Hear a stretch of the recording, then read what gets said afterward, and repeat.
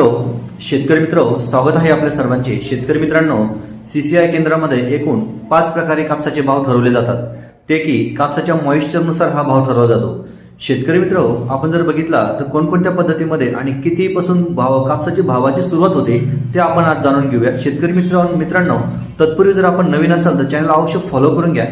शेतकरी मित्रांनो, सीसीआय केंद्रामध्ये जर आपण विचार केला आणि त्यामध्ये धामण मंडीचा जर विचार केला तर त्या ठिकाणी सर्वात कमीत कमी जो कापसाचा बाजारभाव आहे तो आहे 7,690 रुपये प्रति क्विंटल पासून सुरुवात होतो।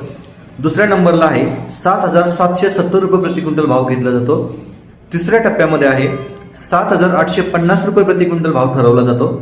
शेतकरी मित्रांनो, चौथ्या टप्प्यामध्ये 7,930 रुपये प्रति क्विंटल भाव ठरवला जातो आणि शेतकरी मित्रांनो, पाचव्या टप्प्यामध्ये आहे 8,010 रुपये प्रति क्विंटल हा जास्तीत जास्त भाव हा ठरवला जातो। तर शेतकरी मित्रांनो, हे होते 5 टप्प्यामधील एकंदरीत कापसाचे बाजारभाव।